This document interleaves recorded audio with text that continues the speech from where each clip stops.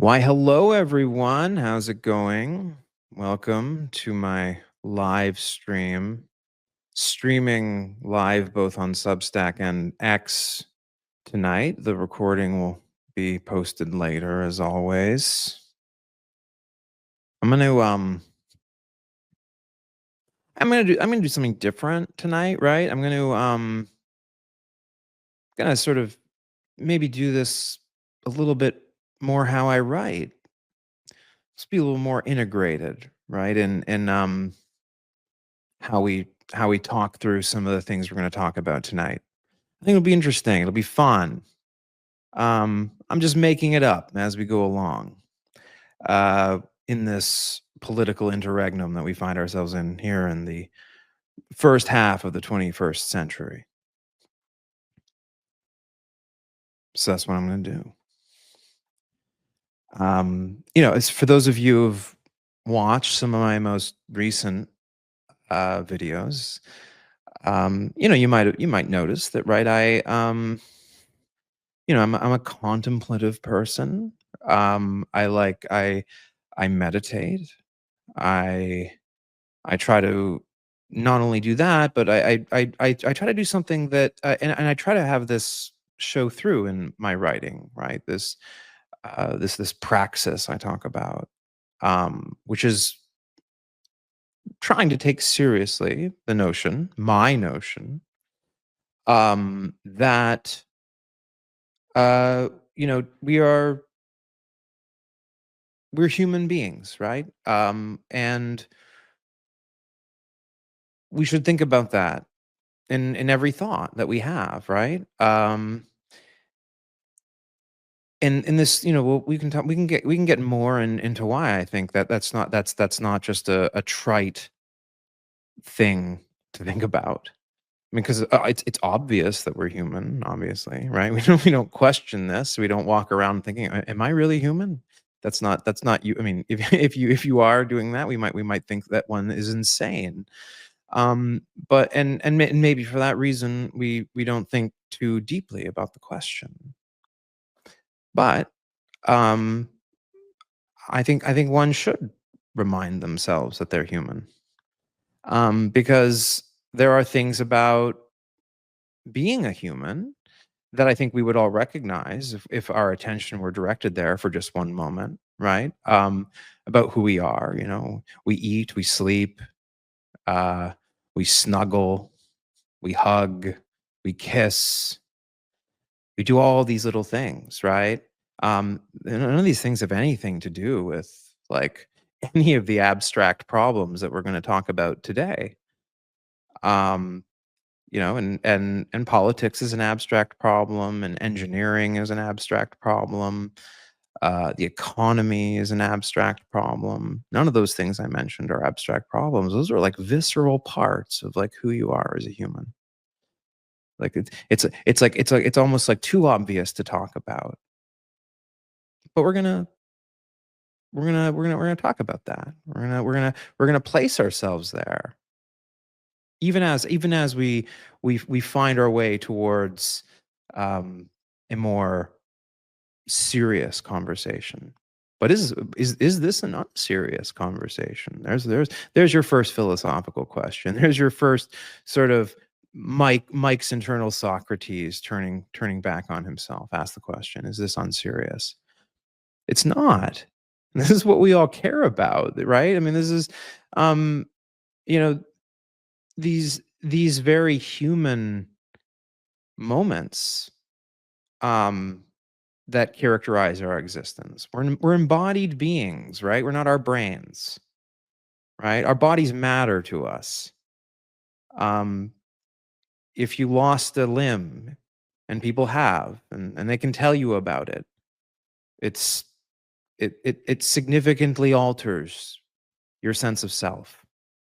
You have a body, and that matters, right? And that's like part of your conscious experience.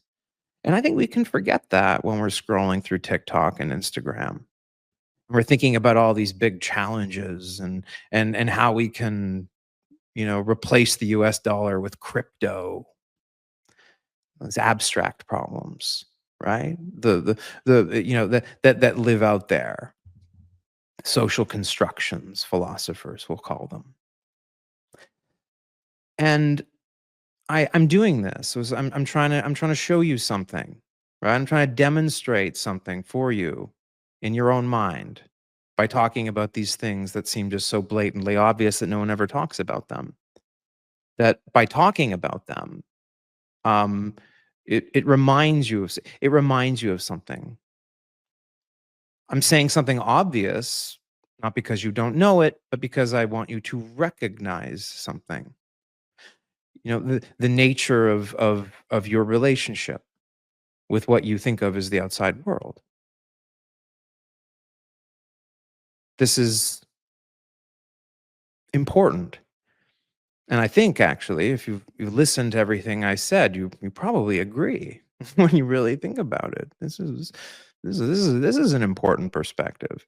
It's not necessarily a point per se. I don't know that this Mike Brock guy just made a point, but he showed me something about perspective. About like where we are, right, in our own consciousness.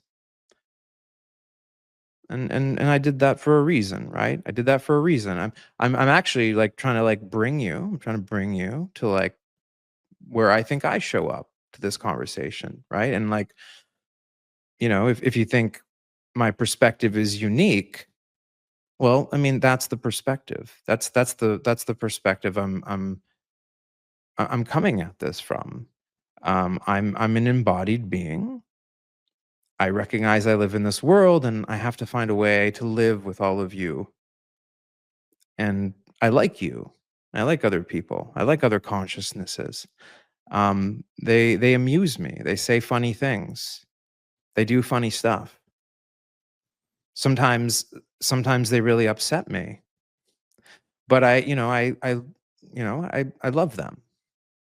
I love I and that's like right there, right? That's where I'm trying to like show up. That's who I am. That's why I care about politics. Um, I mean, I don't want anyone to get hurt.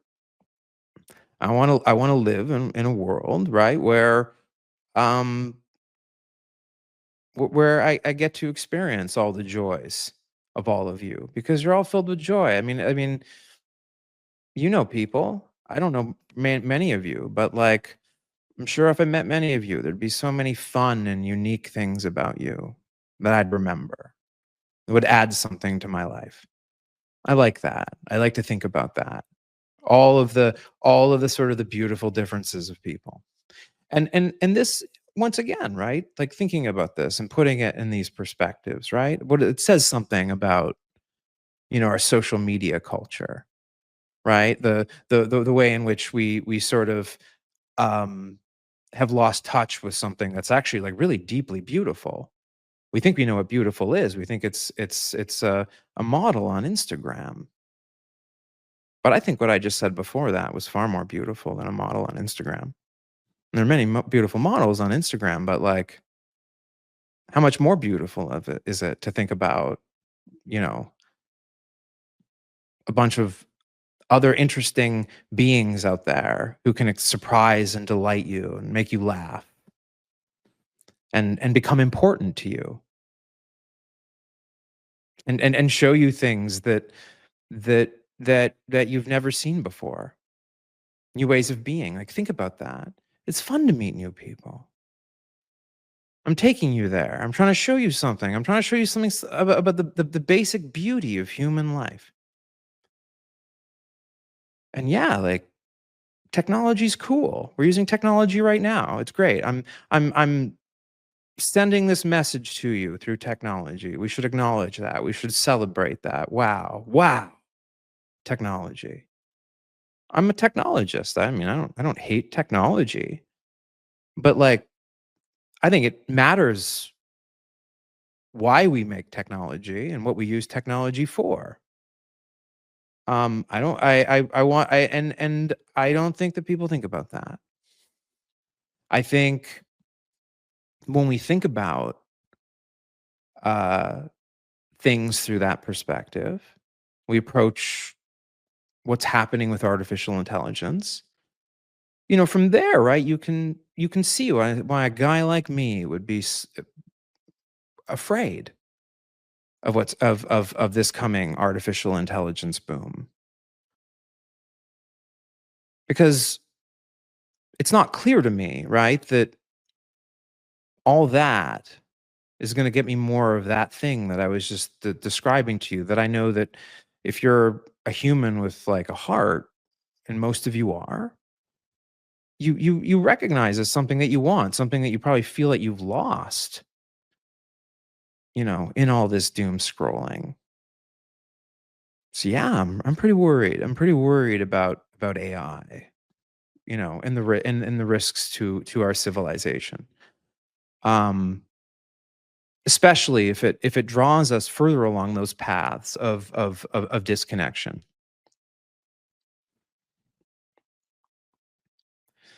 So that's what I care most deeply about. It's why I'm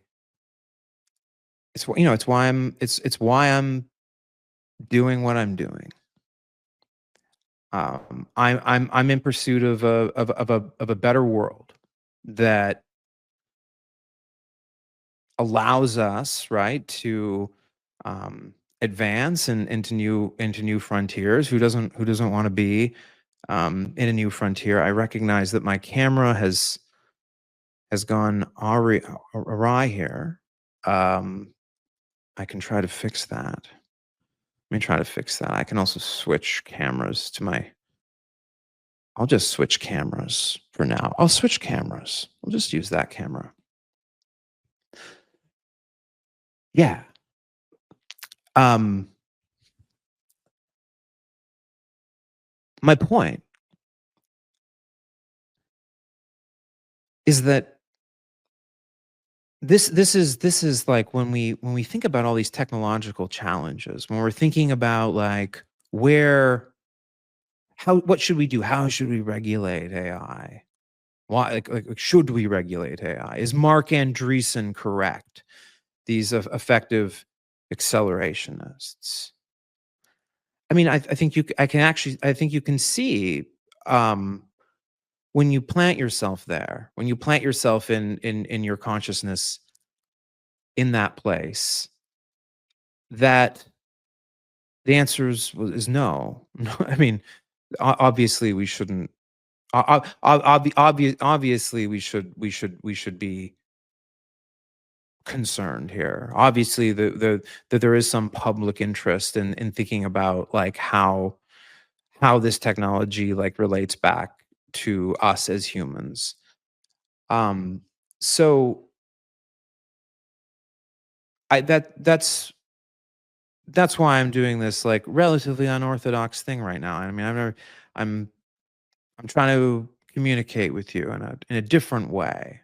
Trying to show you. I mean, I can describe all the things I'm talking to you about in more philosophical language. I can like characterize my metaphysical arguments here in ways that like philosophers would appreciate. But I'm trying to do something different. I'm trying to translate down to something that is like very relatable to you as a human. Um, so you can actually understand like why I take those basic positions. That's what I'm doing now, unorthodox as this is, because it's the interregnum, and why not? So, I mean, what this perspective shows you is a few things that are reason for concern. Dare I say, alarm. Um, the you know the this shows, among other things, why I talk about remaining human, why I'm concerned with the idea that we could lose our humanity. Because when you stand in this place, right, from this basic perspective, you can see how that's true. You can see that risk, at risk. Those things that you value most in your humanity that you take for granted are actually things that are already slipping away, let alone like the current state of the art in AI. And so yes, you're at risk of losing your humanity, and that's why I talk about staying human. That's what I'm talking about.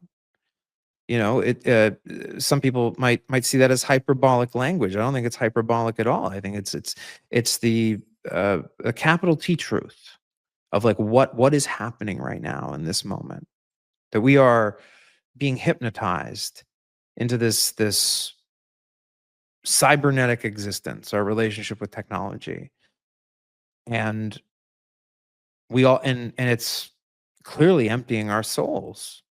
It's led us to feel lonely. It's led us to feel disconnected. People have less friends than they used to have. This is statistics. This is data, right? You read popular news stories about this. Technology hasn't like brought us closer together. It hasn't. It's pushed us apart. And we're arguing now over how to optimize the system. That's what Peter Thiel wants to do. That's what Elon Musk wants to do, is to optimize the system. But where does our humanity start and begin in that optimization challenge? Um, was Elon optimizing for humanity when he shut down George W. Bush's very successful AIDS relief program in Africa, USAID? Is that an optimization? In a sense, yeah. But I feel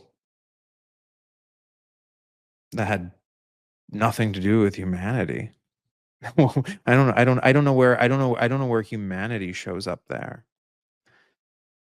That's why I'm talking from this perspective, to show you that. I think it's, incredible to think about at some level how successful we have been, right, in our technological pursuits. Here's a fun sort of perspective, right?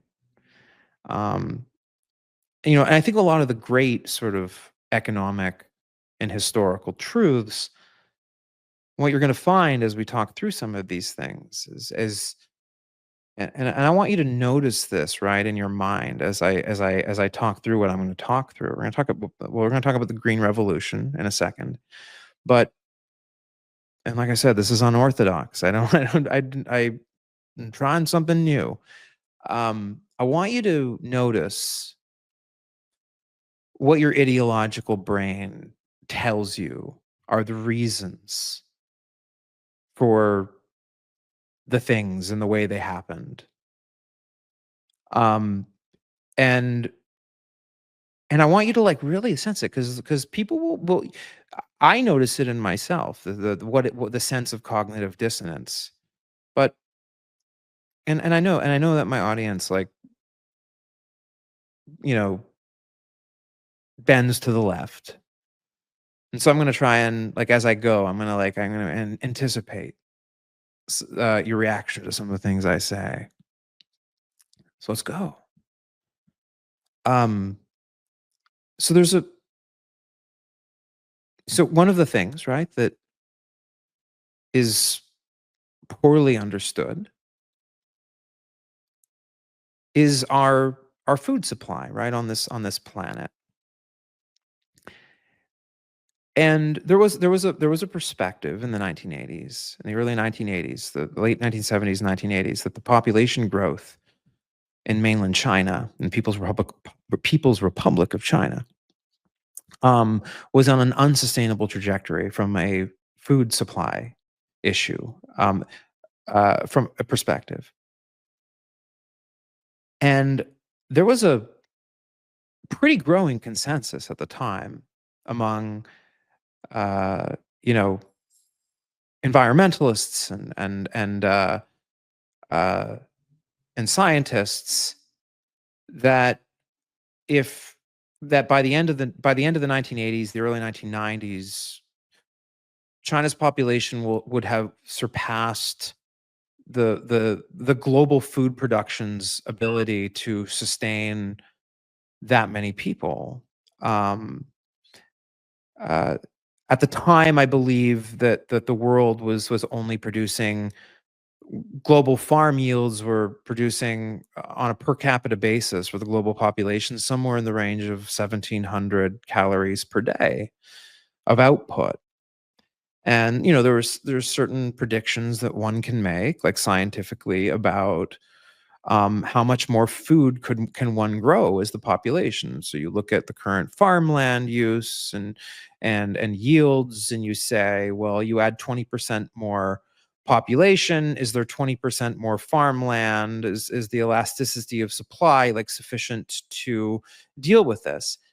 And what scientists in the 70s um, deduced was there wasn't enough arable farmland on Earth to support, a population actually like smaller than the one that we have today. Their models showed that a population above 7 billion, like where we are today, we would be starving to. There just wasn't enough farmland in the world. But something happened. Something miraculous happened, right? The discovery of nitrite based fertilizers, right, which is has like a connection like back to fossil fuel production, um and is all and is also an important sort of part of this like explosion of industrial farming around the world. And this is of course seen, I think, by many on the left, especially, as actually a terrible thing, the emergence of industrial farming. And there are like justifiable issues there, right? Like like issues with monocrops and biodiversity, like issues. But it has to be said that um, if we that those models from the 1970s weren't wrong. They simply didn't account for the advent of nitrite fertilizers. So what does that mean? It means if we eliminated these fertilizers today and industrial farming today, that billions of people would starve to death. I mean, that's not good news if you want the world to live off of organic farming. Um, that's a that's just a fact, a scientific fact. It's not one that it's an inconvenient fact, right? If you're, of a certain ideological aesthetic. But the truth is, right, that that industrial commercialized food supply system is keeping billions of people alive, like literally. And more to the point, we're producing more calories per person today using less farmland, less farmland than we were using in the 1970s. So we're actually doing more with less as it comes to global food supply today. Um, if 100% of the world did organic farming, that would be impossible, and we would have to reduce global population in order to stick within organic farming methods. That's an unpopular thing to say, right? I think that would be an unpopular thing to say in like progressive circles. Um, and I think, for example, this is one of the reasons why I'm sympathetic to people like Ezra Klein, right, and people who have this abundance agenda view, because I think they take those scientific truths more seriously. I think there's an aesthetic, right, on the progressive left that is in some ways like very anti-intellectual. And if you beat them to a certain point, they might even say, well, maybe we should have a smaller population then instead of do this, right? And that's misanthropic, right? I mean, and this is like a and this is like a great and this is like a great example of like why I'm a like a liberal, right? I'm not a I wouldn't like consider myself like a sort of a progressive leftist. Um, for that very reason. I I think these are the kinds of truths um that have human life like directly at stake around them. And so I think you have to be serious about that. Um and so that's an example of me. I'm usually critiquing the right, right? I'm usually I'm very much a critic of conservative and fascist and reactionary politics. That's an example, right, of my sort of my liberal view and where it sort of internally critiques, the left. Um, so yeah, you know, probably like, did you notice any of your cognitive dissonance? You mean you can research everything I said? It's true. Just math and science at the end of the day. It's a description of how the global food supply works and how the basic thermodynamic realities of human energy supply work, um, through our food chain. There's no agenda there. I was just stating a fact. And if one were to argue with that, I would have to question their commitment to intellectual honesty and truth.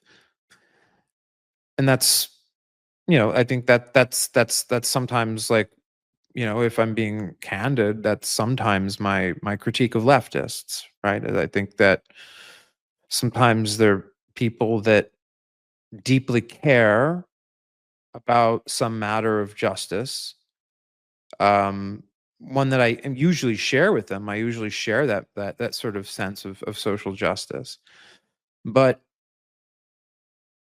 they're really insisting on pursuing solutions that science and math suggest that aren't going to work. Um, and then suddenly can't tell the difference between someone like me and someone like Elon Musk, because simply because like we both disagree with them. But the difference being, unlike Elon Musk, I actually want to work on a solution with you that will actually work, because I think we should do those good things, right? Um, I think that's like a difference that like some people can't see, right? So if you're at this place where you're like, I can't tell the difference between you and a right winger, Mike, because like you don't agree that the government should run grocery stores in Manhattan. And it's like, well, I mean, there's some pretty big differences between me and a fascist. And maybe I actually have some like intelligible reasons as to why I don't think that with the government's limited resources around like what it could do. It's not so much that I don't think government grocery stores can't work. It's that I think that the government has limited resources and there's a lot of problems, and I have a different opinion about the kinds of things you might want to do with those limited resources if you truly want to help people on an affordability basis. One of those might be like, supporting the construction of a lot more housing. And I think that's like like to me that's not about serving any interest. It's just math. It's just taking like economics and science like seriously.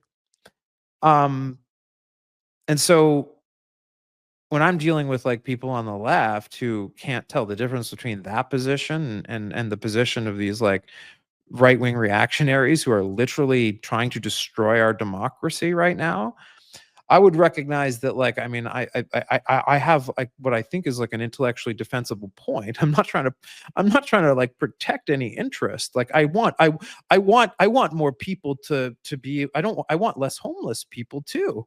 And I'm like, and I'm really trying to think through like the ways that we can actually accomplish that.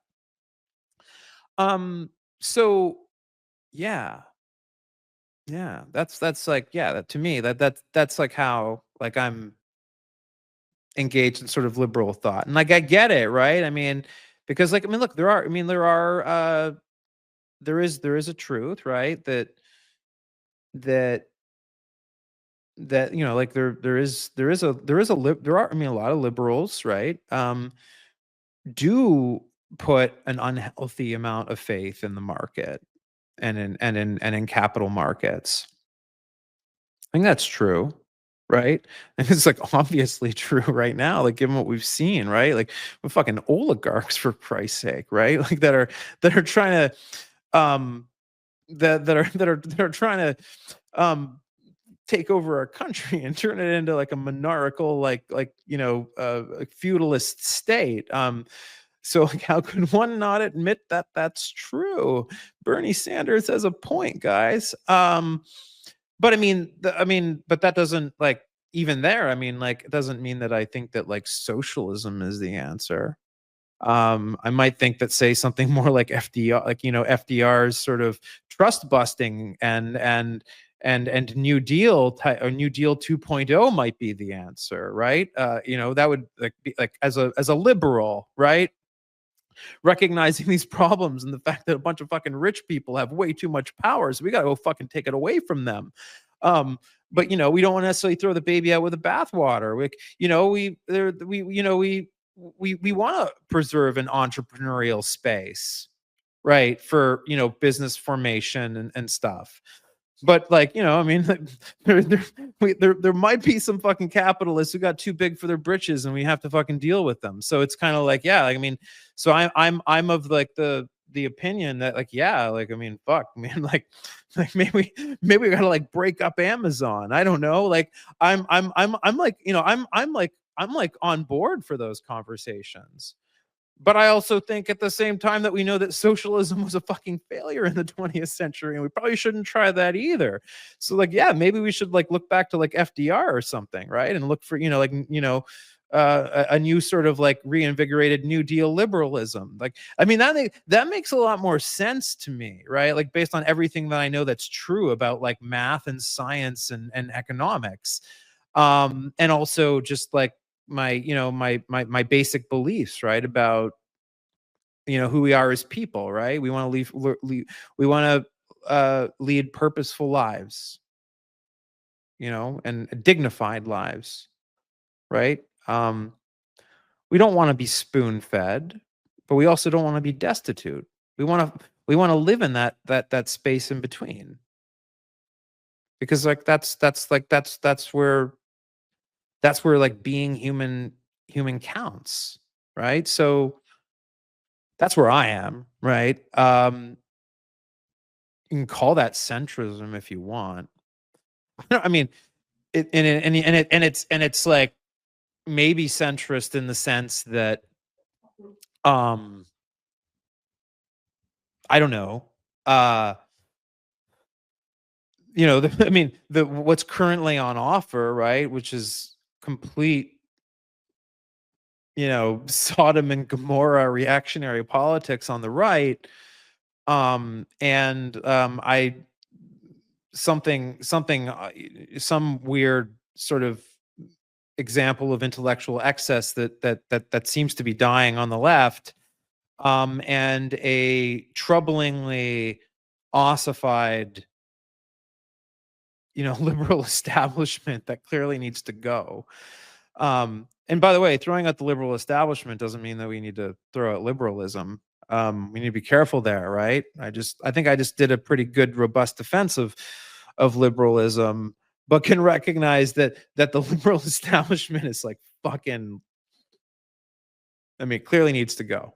And if you know Mandami and like New York is the guy that brings that about, then I mean, so be it. We'll have these arguments about socialism and liberalism as we go, I guess. But I mean, it does seem that that needs to happen, right? The collapse of the establishment.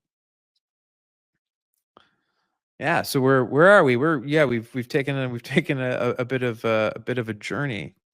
I told you this would be unorthodox, but I want to get to sort of the other things I wanted to talk about now that we're here. Now that we're all having fun. We're all having fun together now. Um, the intelligentsia, the smart people, um, the credentialed elite, um, the state of our public discourse. The thing that occurs to me,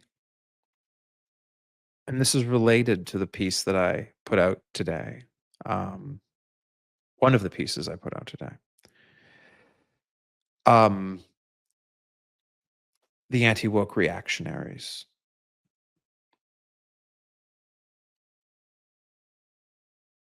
We need to talk about them.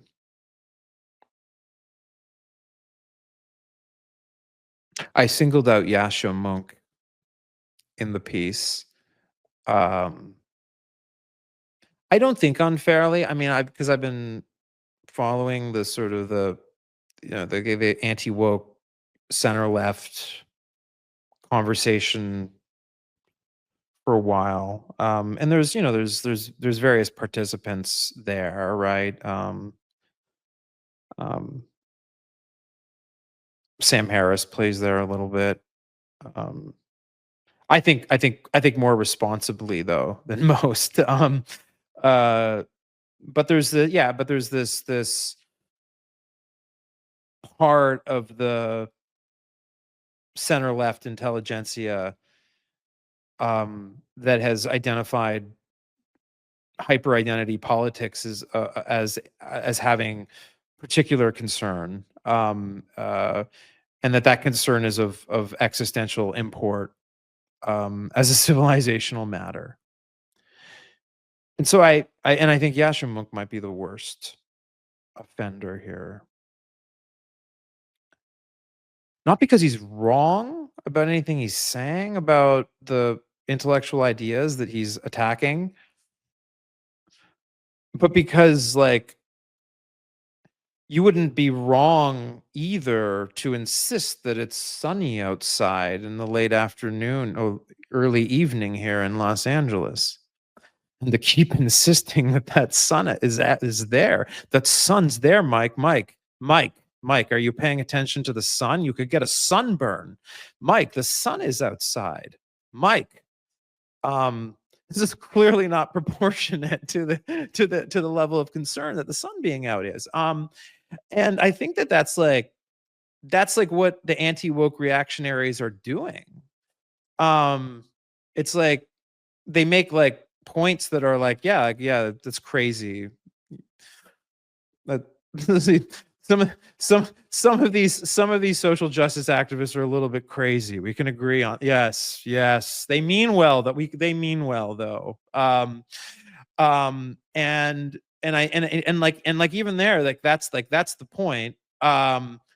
Is that like they've glommed on to these like relatively fringe elements of our society, um that have taken some arguments way too much to their extreme, and then confuse themselves into thinking that this is the thing that's going to bring civilization to its knees.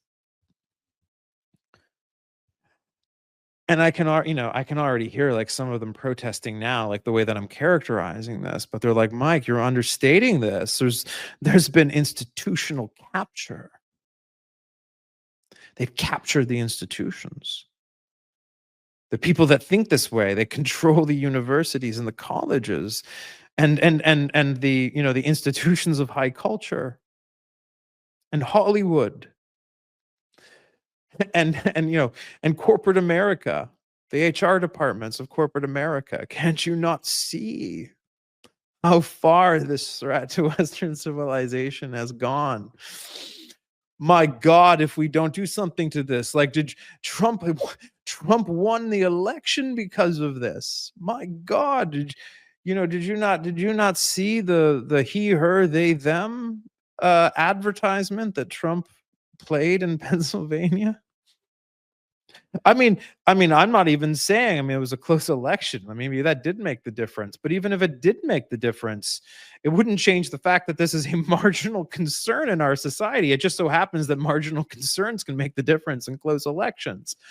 Um, so one could get very confused about this and then could make the mistake after like lapsing into the problem that we currently have, which is that there's a fascist takeover underway, that dealing with these like woke leftists is the biggest problem that Western civilization face. Did you not see that ad that they played in Pennsylvania, Mike?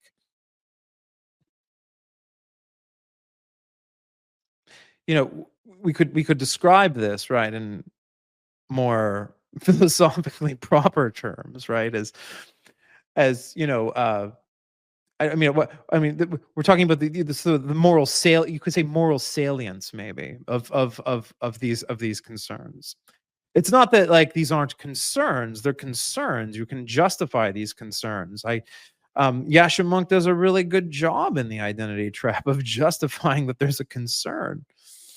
But I could write a really strong essay justifying the concern that you might get a sunburn if you step out into the sun right now. Think about that. Exactly. See, you see those like, well, that's not very morally salient, Mike. Um, and I think like that's like the mistake that these anti woke reactionaries are making, quite frankly. Um, uh,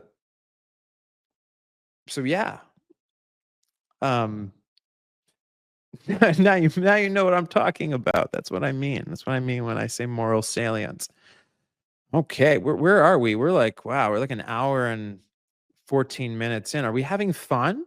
Is everyone having fun? I hope we're having fun. I'm here to have fun. I know that I also like what I'm looking for right now is the chat messages that I have with for the Q&A section. Just looking what we actually have here. Um Well, I didn't give much time to people, to come up with questions, so there aren't many here. I'll also check. I found my way to the Substack live chat, so I can look there for questions as well. We have a question. We had a question. We had an advanced question from Will. Hi, Will.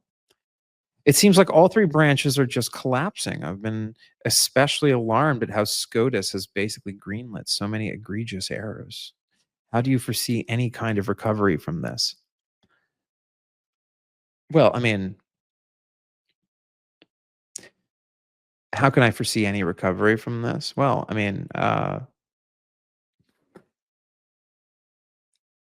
well, if I didn't foresee, if I didn't believe it was possible for things to get better, and I submitted myself to despair, um, then I don't know what we're all doing at this point. Are we just like I don't think I'm documenting the collapse of civilization. I don't think I'm documenting the collapse of liberalism. Hopefully I'm not. Hopefully I'm not like. Hopefully I don't end up as like a sort of tragic Hannah Arendt figure. But I don't think that that's the trajectory that we're on. I think that something very important is happening. We're having conversations like this one, and people are asking questions and they're thinking about things. And as they think about those things, they're waking up to certain realities. And, I wanna, like, help people wake up to those realities. Not in a way that creates despair, but in a way that gives people hope. That's what I'm trying to do. I think you should have hope. I think that there's a lot of reasons to hope. I think, I mean, I you can people look at the polls, you look at the opinion polls, is Trump getting less popular, right? Like, what are people's views on these deportations? Well, I mean, I think there's positive signs there.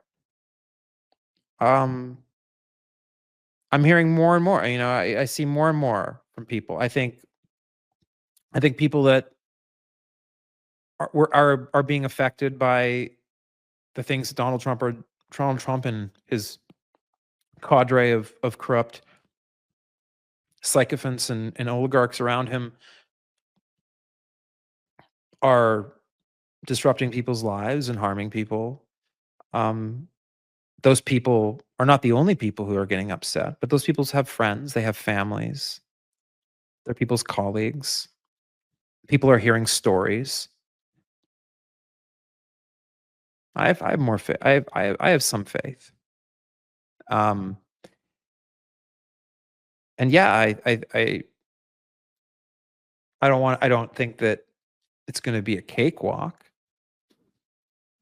I don't think that we're just going to come out the other side and it's going to be 2015 all over again. I think we've left that world. I think we're walking into history, and, and there's going to be scary moments, and there's going to be hopeful moments. There's going to be romantic moments. But I think the good guys will win. There'll be victories, and those victories, will be hawked by the tragedies that happened along the way. And we're seeing these tragedies happen now, and there'll be more. But I think I think we'll make it. One must imagine Sisyphus happy, as Camus' myth of Sisyphus ended with. It's looking at other questions.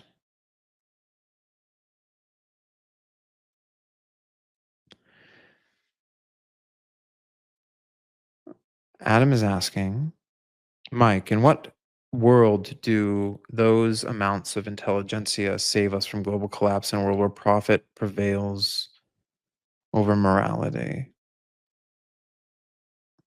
Look, I mean, I think the thing that you have to realize about fascism, I don't know if I ever said this before, I've written about this, I should write about this, is fascism isn't a stable project. I mean, I think there's this fear that, once they solidify control, there's no getting it back. Well, I don't believe that. The more you the more top-down control you put on human beings, the more the more energy needs to be expended to control those human beings, right? I mean, it's a basic economical problem, right? It's why markets work better than central planning. It relates back to uh, you know complexity theory, right? And complex adaptive systems, right? Uh, and the truth is that the more you control, the less freedom that you give a population. Um, eventually, your systems of control um, uh, are unable to deal with the informational complexity of controlling that amount of agents with with competing priorities and complex subjective environments. And so all these systems will eventually collapse because they all have they all have the the mechanism of their own destruction built in. That includes China. At some point, um, there's just been enough lying, cheating, and corruption and controlling at the top that that competence is the thing that must suffer and give way to loyalty. And that eventually brings the whole system down. That's the problem that like Putin has. It's a problem that Xi Jinping has. It's a problem that Donald Trump has. He's surrounded by idiots. And eventually these people die one way or another, right? Um, Xi Jinping will die. Vladimir Putin will die. I will die. I will die. I will die one way or the other. So will you. We're mortal. Um, and when that happens, these systems can become very unstable very, very quickly. And this is always like the fascist era. There's always a reason for hope, no matter how dark it gets. Um, and I'm not saying anything new here. Like, you know, like there's lots of academic literature on sort of the way in which these sort of regimes are internally unstable because of the sort of the incentive structures and the, you know, the regime survival patterns that they tend to settle into, yada yada yada. Um, so how will we survive when I mean, profits giving, you know, morality giving way to profits?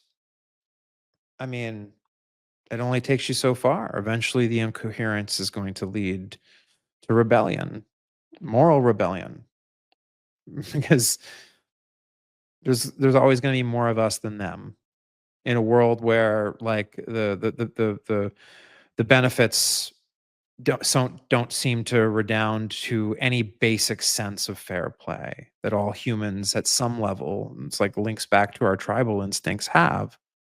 So there's always hope. There's always hope. So that's why I can be hopeful. Look through even to the darkest futures and still say to yourself, well, there's a chance. There's a chance that this liberal project can still go on. And that's how, you know, that's how I think about it. Because why not? Well, why not? So I guess an hour and a half in, I think I'm gonna wrap it up, right? And maybe end with like, I don't know, maybe like a mythopoetic refrain, right? Because I think you've been in the ring long enough to know how this works. The clamor, the spectacle, the high wire active meaning making in a world that wants to pull everything apart. You know, the flood is always rising, that the center is always under siege, that entropy never sleeps. But here, in this fleeting moment of stillness between the trapeze swings beneath the roar of a crowd, this, my note from the circus. Because love too is a balancing act, a dance with gravity, a defiance of the fall. It is the wire beneath your feet, the tension that holds. It's the invisible force that makes coherence possible in a world that should, by all accounts, collapse into noise. And if there's a message scrawled on this note, a whisper passed between acts, it is this: hold the center, push back the flood, and keep walking the wire. Good night.